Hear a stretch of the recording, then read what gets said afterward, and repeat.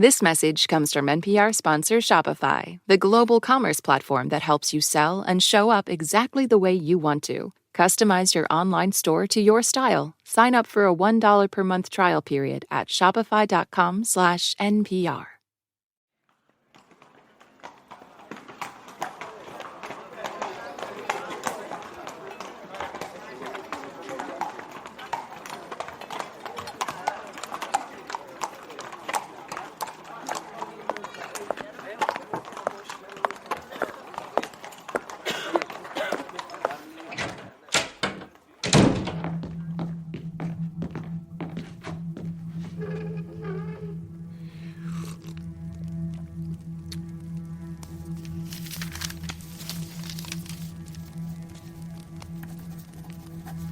In the year since the incarnation of Christ, 1622, it was my chance to be landed in the parts of New England where I found two sorts of people. The one Christians, the other infidels. These I found most full of humanity.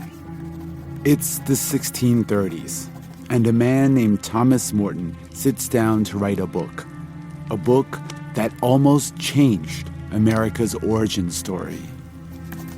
If this land be not rich, then is the whole world poor? Morton journeyed across the Atlantic Ocean to New Plymouth, Massachusetts. The more I looked, the more I liked it. Except the Pilgrims had gotten there first and had already set up one of North America's first European colonies. And Morton, by the time he writes his book, had already been kicked out of New England twice. The separatists, envying the prosperity and hope of the plantation at Merrymount, conspired together against mine host. The book tells his story. And made up a party against him, and mustered up what aid they could, accounting of him as of a great monster.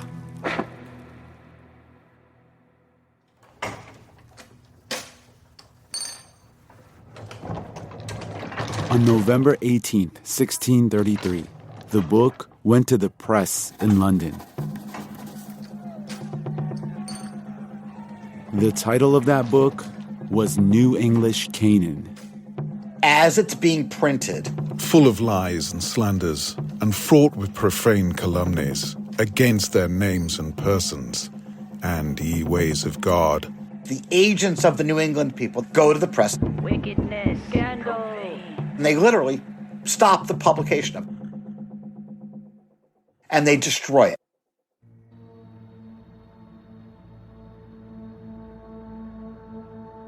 Sometimes we look at the past and we think it's all inevitable. What happened had to happen. And we forget how much individuals shaped what happened. This is Peter Mancall. I'm a historian of early America at the University of Southern California. And he wrote a book called The Trials of Thomas Morton, an Anglican lawyer, his Puritan foes, and the battle for a new England. Central characters in this story, in the national story, are the Pilgrims who go to Plymouth and the Puritans who go to Massachusetts Bay. And I think, like anyone raised reading American history, they had this very privileged position in American myth, American lore, and it was often tied in with the idea that, especially with the Pilgrims, that they have come seeking religious freedom. A lot of us know that story isn't as clean as the textbooks say it is, but we're rarely taught just how contested the vision for early America was. Even the Pilgrims and Puritans themselves disagreed about how to colonize America. There was and is no single story of the birth of this country. And the book that Thomas Morton wrote offered a very different version of what that very bloody beginning could have looked like. What became the very destructive relations between Europeans and Native Americans didn't have to happen. They died on heaps as they lay in their houses. People chose that course to happen. For in a place where many inhabited, there hath been but one left alive to tell what became of the rest. These were choices, not the sort of unmovable laws of history. Choices we are still reckoning with.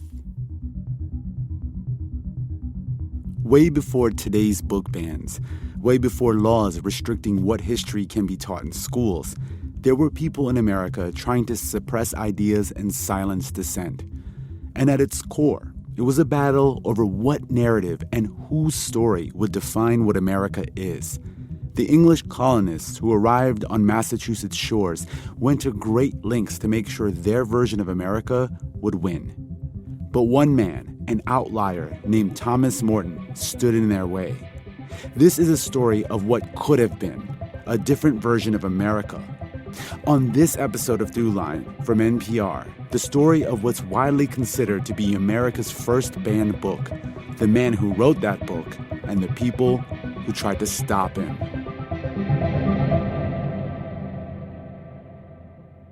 This is Samuel Choi from San Diego, California.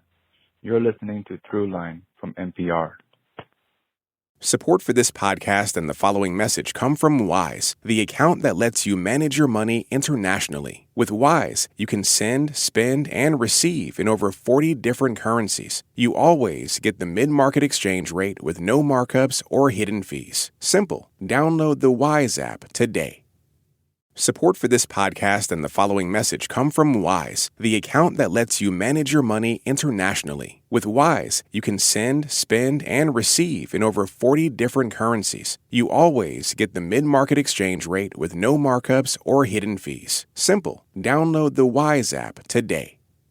This message comes from NPR sponsor GiveWell. Have you ever wondered where your donation could have the most impact? GiveWell was founded to help donors find evidence-backed organizations that are saving and improving lives. Donate at GiveWell.org. Pick podcast and enter NPR at checkout.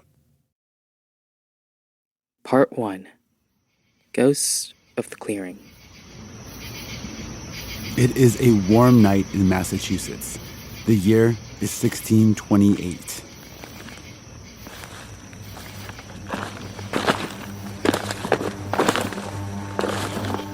A group of men from one of England's first permanent American colonies, New Plymouth, are out on a hunt.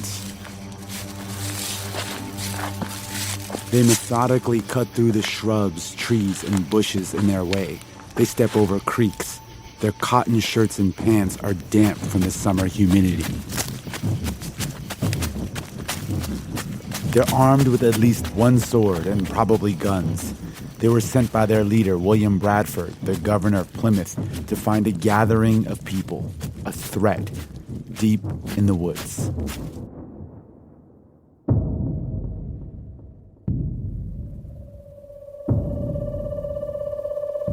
As they journeyed deeper into the forest, the Christian men from Plymouth prepared themselves for what might await.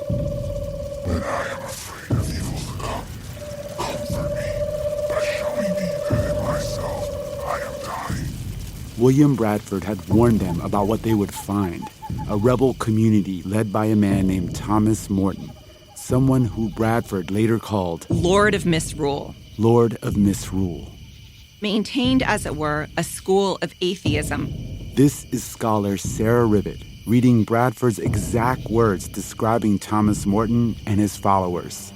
And after they had got some goods into their hands and got much by trading with the Indians, they spent it as vainly in quaffing and drinking, both wine and strong waters in great excess. I am utterly ashamed that I am what I am in myself. I am a fading leaf that the wind drives away.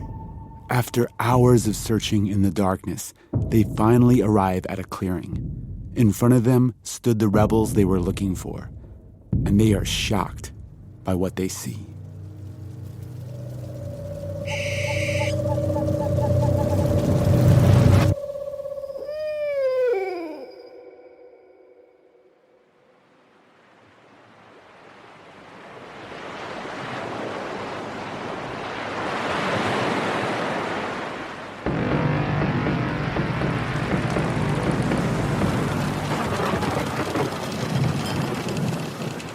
They encountered crosswinds and many fierce storms by which the ship was much shaken and her upper works made very leaky.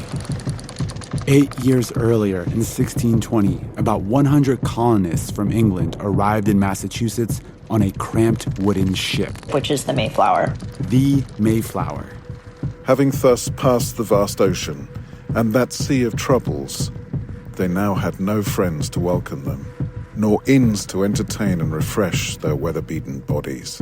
They arrive initially at the tip of Cape Cod, and a group of explorers from the ship go out and they explore the region. This is Paula Peters. She's an independent scholar who's studied and written extensively about the early history of Massachusetts. My traditional name is Sonkwabin. I'm a citizen of the Mashpee Wampanoag tribe.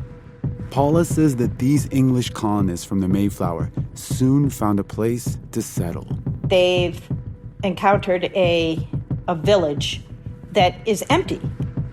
The Pilgrims who survived the voyage across the Atlantic Ocean were now determined to create a foothold in the Americas.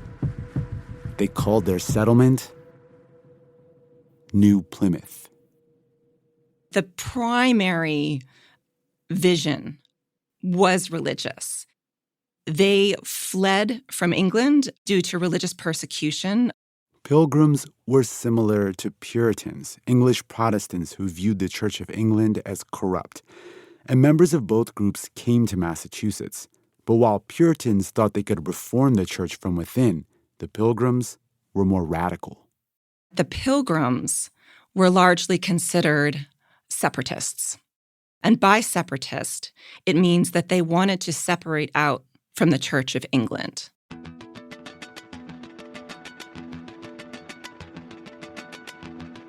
The leader of the Pilgrims was a man named William Bradford. William Bradford was one of the leaders who had left England because of the tyranny of the king.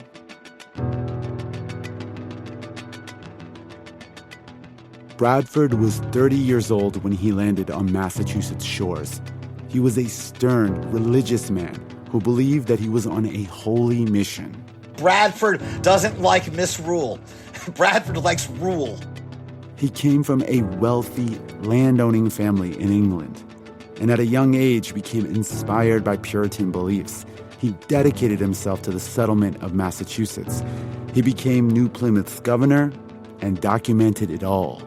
And we know that because William Bradford, who's the governor and great historian of early Plymouth, writes his history.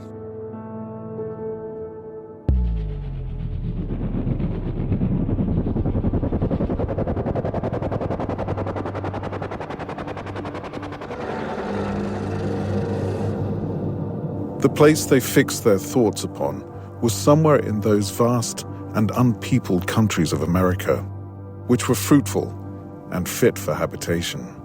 These words are from William Bradford's book, Of Plymouth Plantation. Though devoid of all civilized inhabitants, and given over to savages who rage up and down, differing little from the wild beasts themselves. The Pilgrims, when they come over, in their rhetorical construction of their arrival, depict themselves as entering into a wilderness. What could they see but a desolate wilderness, full of wild beasts and wild men? And as Bradford would later write about it, they enter into this wilderness, a word he uses more than once, where they're surrounded by hideous beasts and hideous men. So they create this rhetorical moment of descending into this dark wilderness place filled with menace.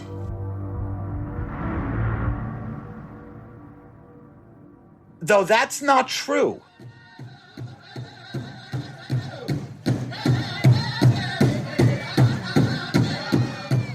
For thousands of years, the area around New Plymouth had been inhabited by native people called the Wampanoag.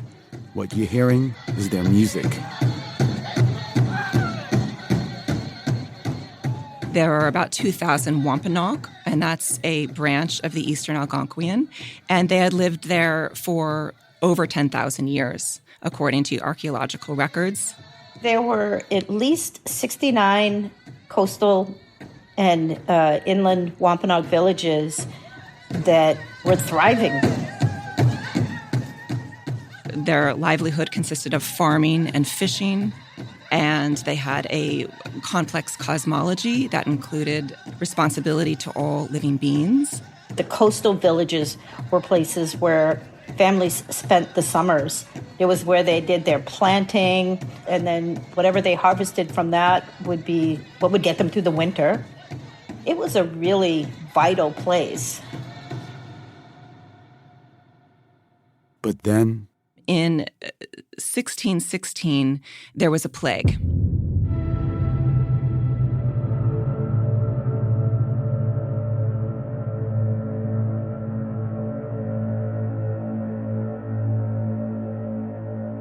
It spread terribly quickly from coastal villages in Maine all the way to the tip of Cape Cod.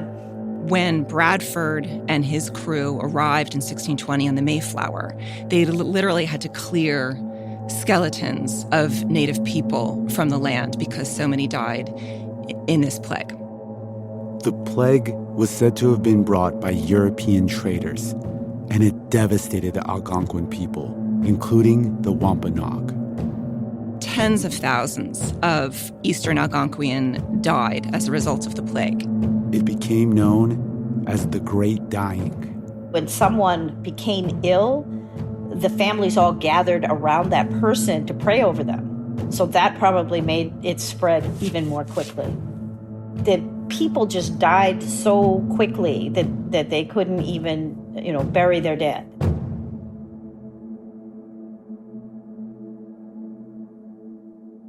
So this is what the Pilgrims witnessed when they arrived. They go to a place that is already settled. There are cornfields right there. There are other Europeans who've shown this place as a settled place. What a great port this would make if we could eventually come and take this place. The Pilgrims met the surviving community of the Wampanoag people. They saw their villages. They knew this was their land. Yet, the English see them as impermanent. Impermanent. The Pilgrim construction of this is that they are agents of a divine plan. They believe in predestination. For whatever reason, God has sent them out into the wilderness, and they're to go into this place, and they are to live their life as they believe God is telling them to live it.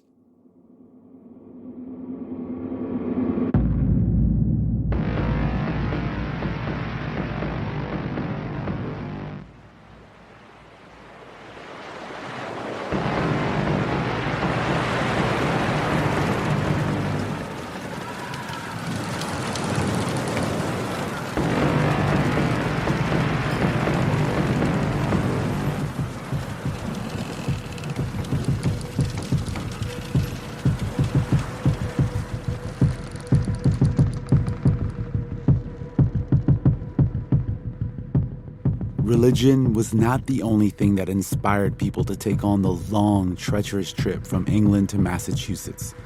Some came to pursue their desire for bounty and wealth. Even in its infancy, the business of America was, ultimately, business. About half of the colonists who've gone there aren't going there for religious reasons. They're going there to make money. And the money was in the fur trade.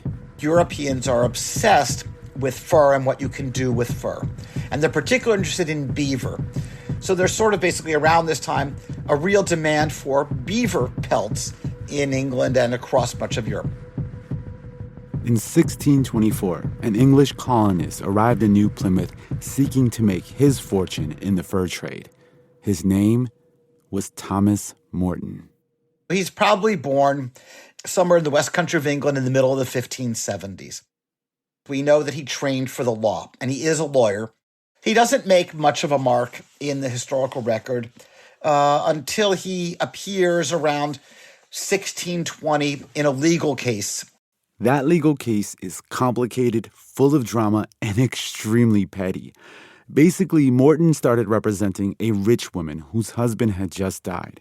He was hired to kind of sort out her estate. At some point while representing her, he starts a relationship with her, and eventually they marry. which meant that as her new husband, he had access to the money her late husband left behind. Her children were obviously not very happy about that. I mean, they're really at each other. There are allegations of people, shooting weapons and yada, yada, yada. I mean, the level of animosity is very high. Morton battled her children in court for years. And what it tells me about Morton is that Morton doesn't shy away from a fight. And that seems to be the personal characteristic that I take from this legal case that then becomes important through the rest of his life. The case was still ongoing in 1622, but Morton was gone. And not long after, he shows up in New Plymouth. Maybe he's on the lam, right? Maybe he says, okay, it's time for a new phase of my life. Morton was pushing 50 at this point, which for the 1600s is very late to start over. So Morton doesn't waste time. Almost as soon as he arrived, Morton leaves the cluster of pilgrims and he goes down to a sort of failing little trade post. Morton would later call this trade post Marymount.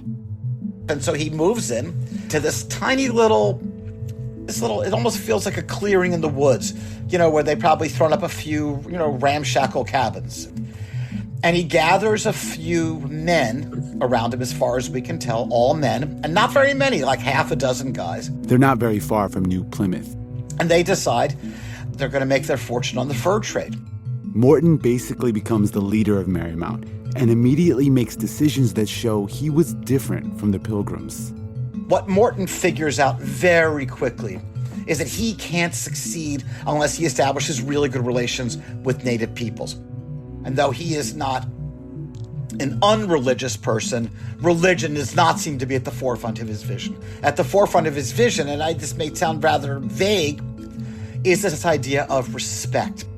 Morton seemed to fundamentally respect the native community he was trying to do business with. The pilgrims, on the other hand, they were not as eager to embrace positive relations as Morton seemed to be. William Bradford, the governor of Plymouth, he was certainly not happy about Morton's approach. He singles out Morton for his, what Bradford sees as overly friendly relations with indigenous peoples.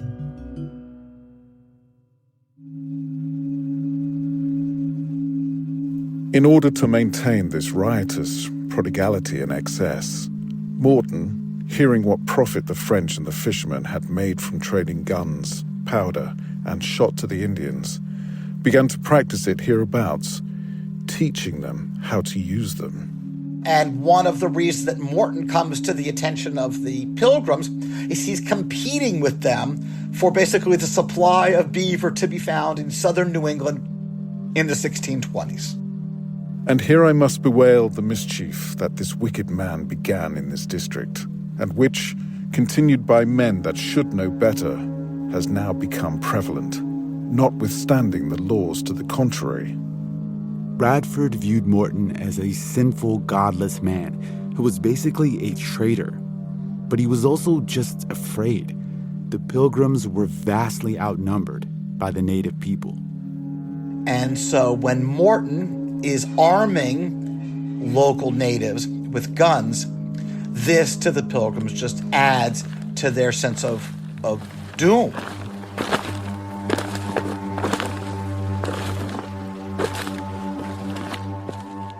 Initially, Bradford sent a letter to Morton requesting he stop trading with the native people. According to Bradford, this is how Morton responded.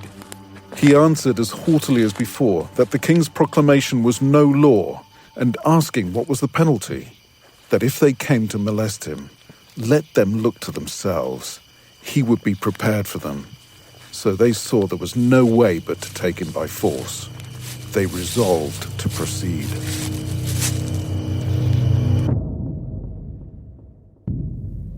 When I am afraid of evils to come, comfort me by showing me that in myself I am dying. Coming up, the pilgrims arrive in Marymount.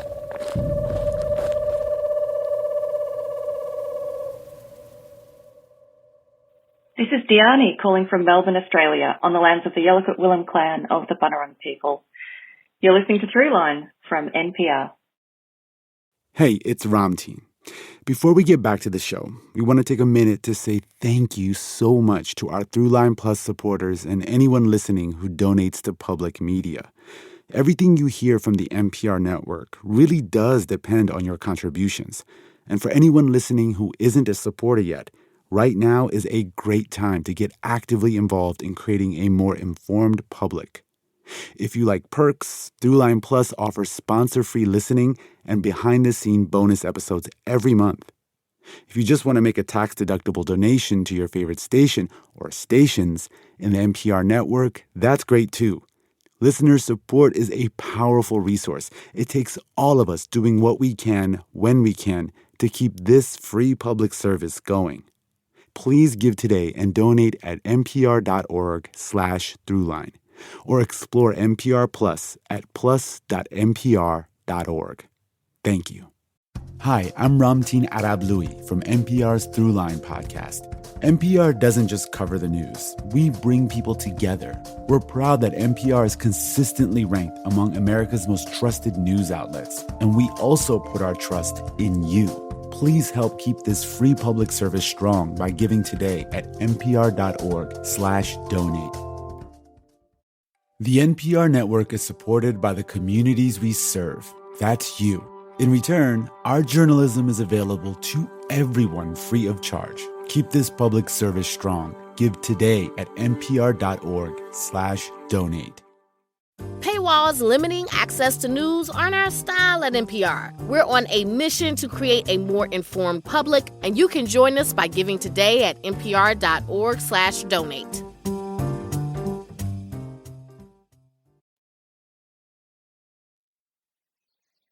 Part 2. 17th Century Troll. Bright were the days at Merrymount, when the maypole was the banner staff of that gay colony. They who reared it, should their banner be triumphant, were to pour sunshine over New England's rugged hills and scatter flower seeds throughout the soil. Jollity and gloom were contending for an empire. Nathaniel Hawthorne.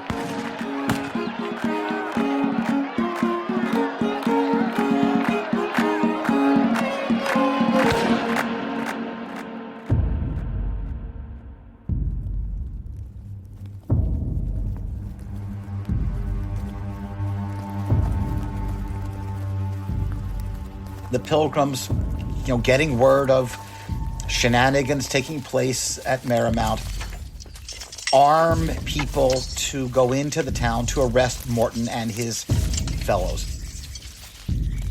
And they are ready for what they think is going to be a battle.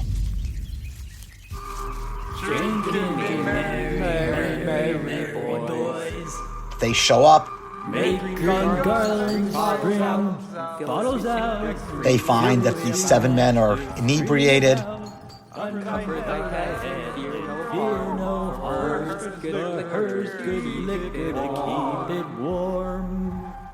The only blood that is shed that day is when one of Morton's followers standing up.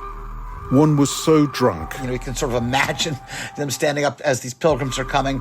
So drunk that he ran his own nose upon the point of the sword that one held before him.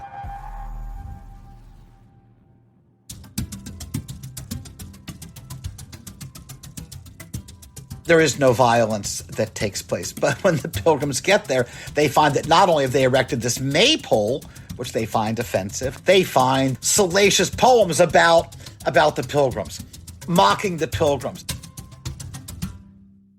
What kind of stuff is he saying about them? Like, what did he find worthy of making fun of? He mocks their seriousness. Captain Shrimp. He mocks what he sees as their inability to enjoy life's pleasures. Troubling their brains more than reason would require. He's messing with them. He's having sport with them. Yeah, he's trolling them. He's like a 17th century troll. He's trolling them.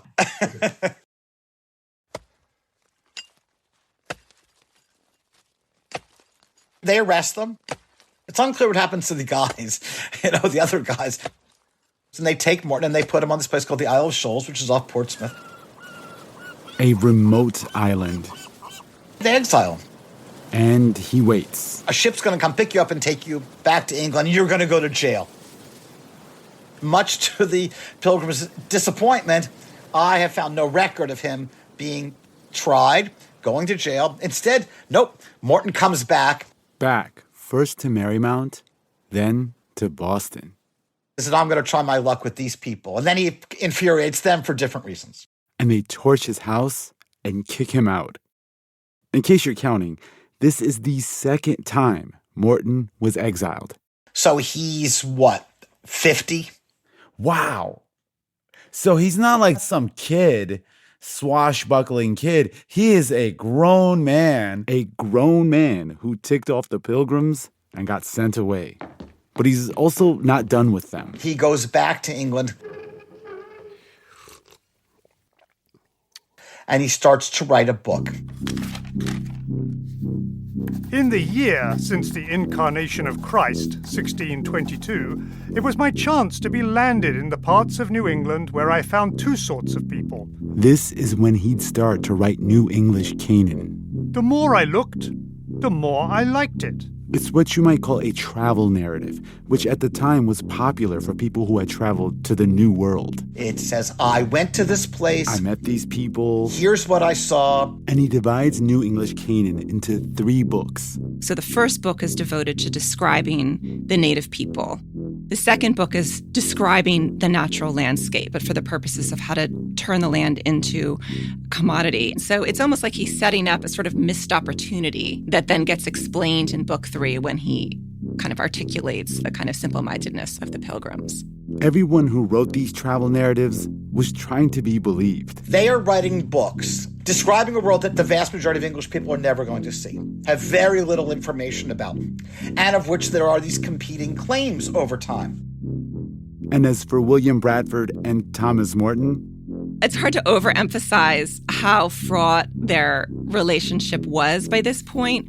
And so there's Morton, twice exiled, chip on his shoulder, writing away, trying to set the record straight as he saw it.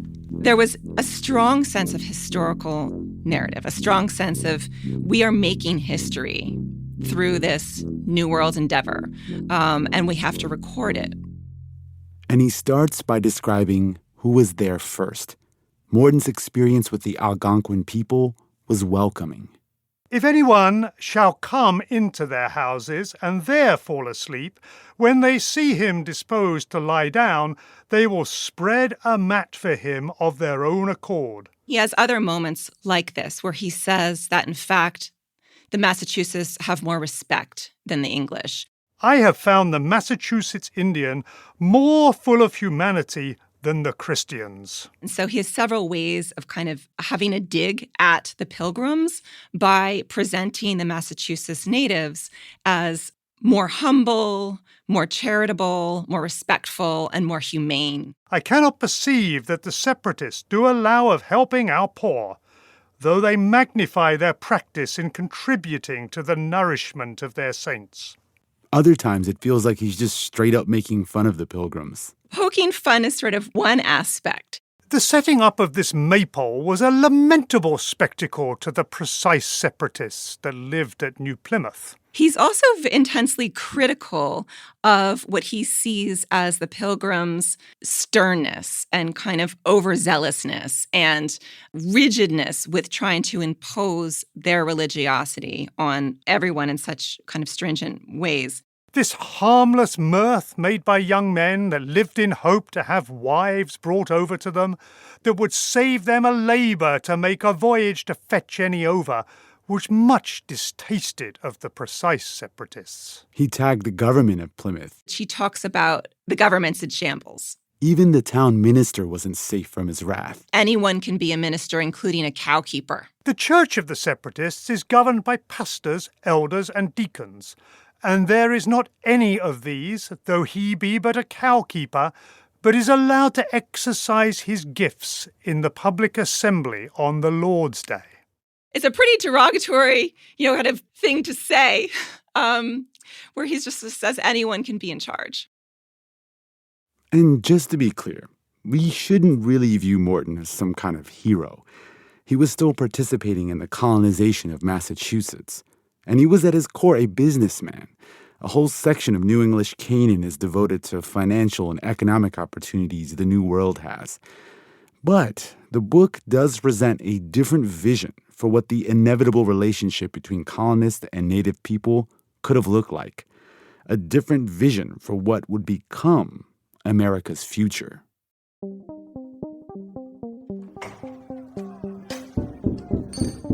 And that brings us back to London, 1633, when people representing the colonies in New England shut the book down. There aren't a ton of details about what happened next, but we know the bookseller, Charles Green, recorded that he'd lost 400 copies of the book. When some few sheets of the said book were printed, it was stayed, and those sheets taken away. This event is widely seen as the first example in American history of a book being banned or oppressed. But Morton didn't give up. He kept looking for ways to get the book published. And in the meantime, he didn't just try to get back to the colonies. He wanted to take over. He is at this point in touch with another group of English people who think that they are the proper owners of New England. And so Morton joins the fight from London to colonize the colonizers.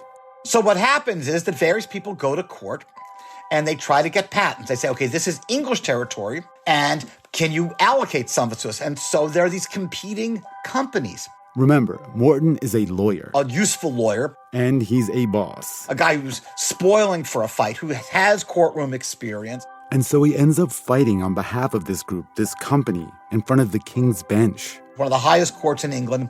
And they win. The court essentially gives Morton and his allies the rights to colonize New England.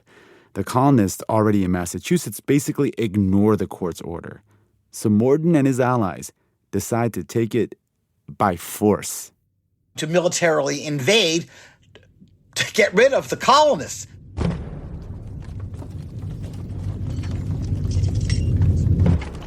The plan was to get 1,000 soldiers and arms on a boat and send it to Massachusetts.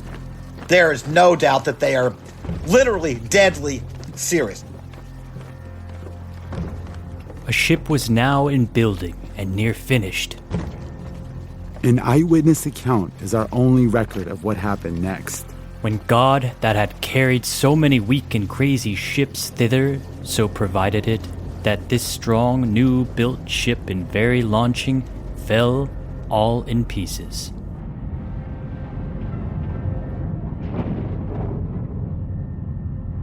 And it sinks in the docks before it ever leaves England. And that's it. The invasion fails. But Morton's book is still alive. Coming up, the book is published and Morton returns to New England for the last time.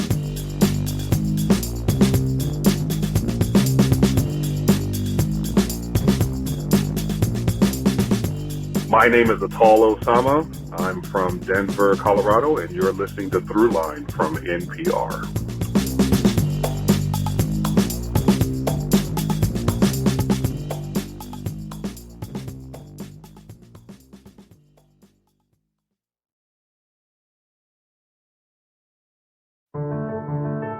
Some of the biggest news stories right now are unfolding in places far away. On State of the World, we bring you to those places. You'll hear voices of people at the center of the day's most vital international stories, so you can absorb what's happening and why it matters in just a few minutes. Listen every weekday to State of the World from NPR. This message comes from PRX. Reveal is a weekly investigative public radio show and podcast hosted by Al Letson. Listen to gripping and compassionate storytelling on your local NPR station or on Apple Podcasts. Part 3. Third time's the charm.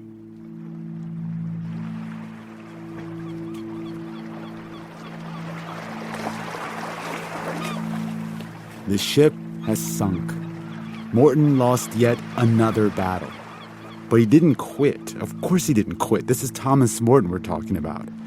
Instead, he tried to publish his book a few years later, but this time in a different city. Morton's book has come out of a press in Amsterdam, sort of evading English authorities. Now, why Amsterdam? A couple reasons. One is that Amsterdam was also a publishing center at the time, just like London was. And two, it would be far away from anyone trying to interfere. Morton had reason to be worried. New English Canaan laid out an alternative vision for how European colonists could coexist with native people. But in the time that it had taken Morton to write and publish the book, relations between Massachusetts native communities and the Pilgrims had only gotten worse. They had fled for religious freedom, but they did not afford that same religious freedom to the Wampanoag or to any of the indigenous people that they met.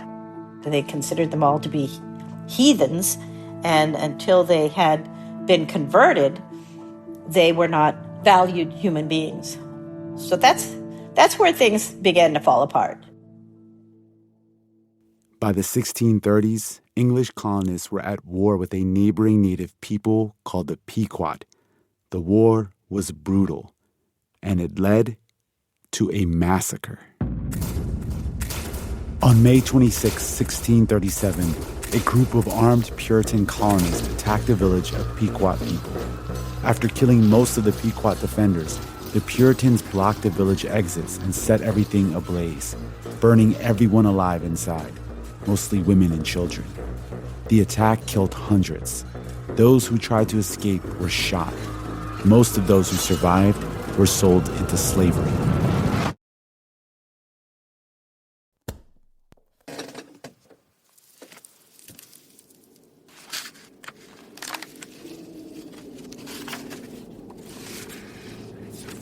And it was around this same time that Morton's book finally reached Massachusetts shores.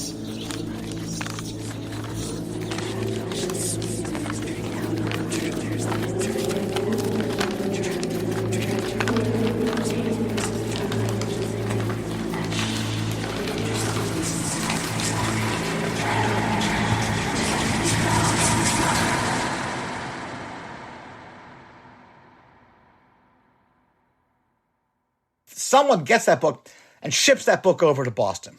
So by the time Morton then decides to finally return, the book has gotten there before he has gotten there.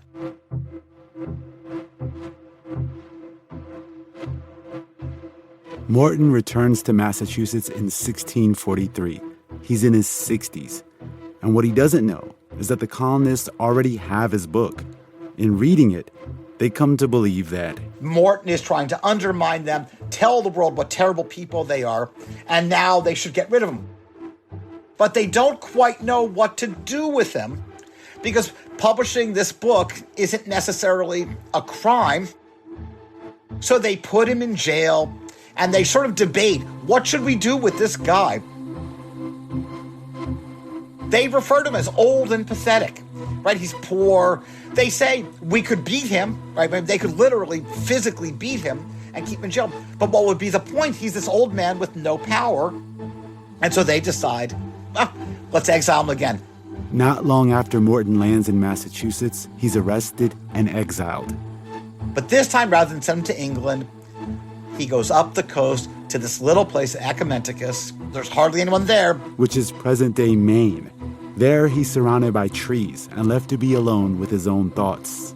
Morton goes there, and that's where he dies. But what about his book? What happened to all those original copies? We don't know. Most things from 400 years ago don't survive. Let's call it 200 plus books. There are about 20 left today. Whatever happened to the books, we don't know. But what's for sure is that Morton's ideas were enough to make him a serious threat, so much so that he had to be banished not once, but 3 times. He is a threat because he represents a different way forward. A way forward that would not have surrounded a village, set it on fire, and shot people as they came out. that he would have instead sought some other resolution. He has a radically different vision than the Pilgrims had. So I think when he shows up again, even though he is, by their own admission, he is not a threat, but he does represent this idea, and that idea is different from their plan of colonization. I think that they hope to vanquish his ideas and to do that maybe symbolically by vanquishing his body. Now, they don't say all that, so I'm making certain inferences here. But I think that's the deeper meaning of that last exile. He represents a threat to a community that is still not as secure as it wants to be.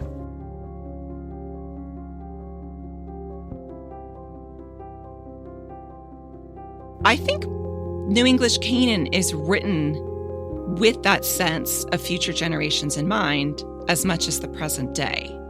And in fact, it is the legacy more than his contemporaries that constitutes his readership. Nathaniel Hawthorne, writing in the 1830s, is the major popularizer and discoverer of Thomas Morton and his legacy. The Scarlet Letter, you remember it, that one book we all had to read in high school. That was by the same guy. Hawthorne actually wrote an entire story called The Maypole of Merrymount, in which he's clearly deeply engaged with the text and sympathetic to Morton's vision. This is Sarah Rivet reading a passage from that story. Old and young were gay at Merrymount. The young deemed themselves happy. The elder spirits, if they knew that mirth was but the counterfeit of happiness, yet followed the false shadow willfully.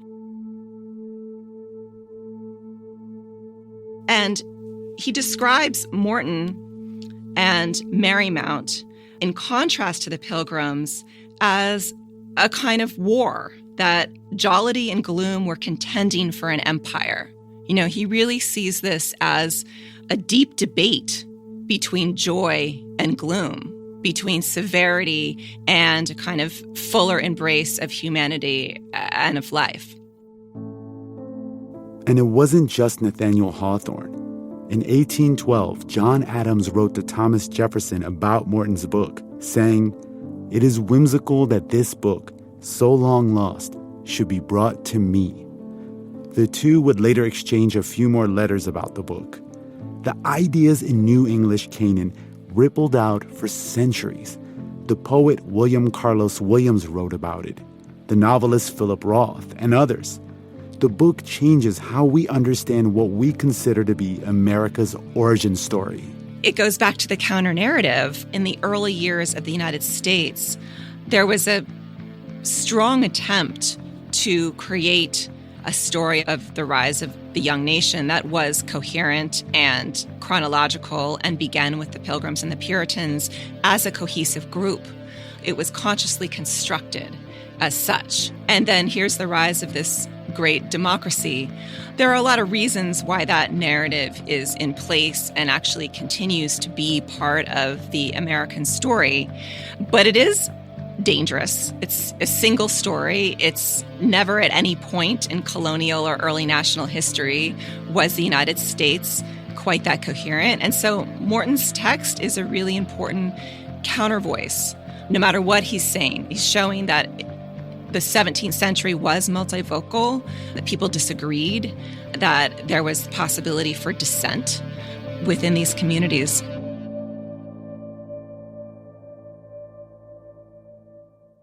That this is a very old practice, not just in the world, but in the U.S., or in what we now call the U.S., that somehow by banishing the idea, you're protecting the ideal.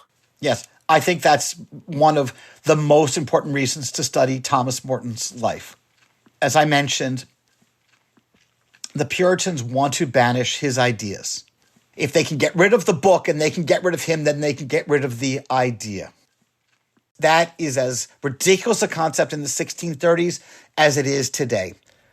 Banning books is such an insult to human intellect that we are so afraid that someone's going to read something that we don't like read something about an alternative lifestyle that is somehow not our own lifestyle or not those of the book banners. Book banning flies in the face of not only my 21st century idea about why people should be able to read books, but it flies in the face of early Americans' ideas about the importance of ideas and being confronted with them and letting the marketplace of ideas, the discourse of how we do things, sort out the right way forward. Guess what? It doesn't work. Getting rid of the physical manifestation of an idea does not crush the idea itself.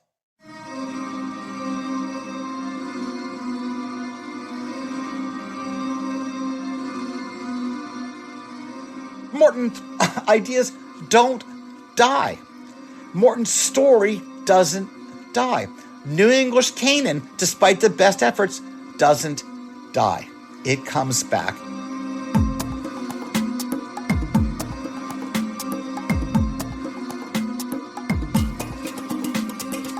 That's it for this week's show. I'm Rand Abdel Fattah. I'm Ramtin Arablouei, and you've been listening to Throughline from NPR. This episode was produced by me. And me, and Lawrence Wu. Julie Kane. Anya Steinberg. Casey Miner. Christina Kim. Devin Katayama. Peter Balanon Rosen. Thomas Liu. Irene Noguchi. Fact-checking for this episode was done by Kevin Vogel. The episode was mixed by Robert Rodriguez. Thanks to Johannes Durgi, Edith Chapin, Colin Campbell, and Anya Grunman.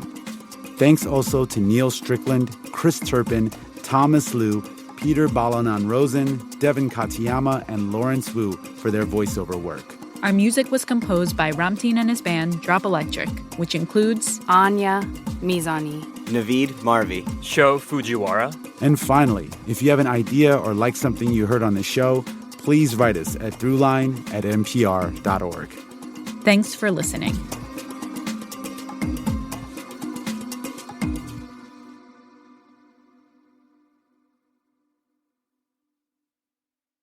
It's reading season, gift buying season, and you can follow along NPR's coverage of the best books of 2023 with the Book of the Day podcast. 5 times a week, we feature interviews with the most interesting and important authors today. Listen on the NPR app or wherever you get your podcasts. Who's the NPR superfan in your life? Is it your uncle, your sister, your dog walker? Could it be you? This holiday season, make a proud public media nerd even prouder with a piece of NPR swag. From totes to decor to baseball caps and beyond, 'tis the season to shamelessly celebrate someone's NPR nerdery. Clear out your superfans wish list at shop.npr.org. 23 years ago, the U.S. set out on one of the most ambitious environmental projects ever attempted. You got it? To wind back the clock and make the Everglades function like it once did. The plan could have given Florida a 20-year head start on climate change, but that didn't happen. Listen to WLRN's Bright Lit Place from NPR.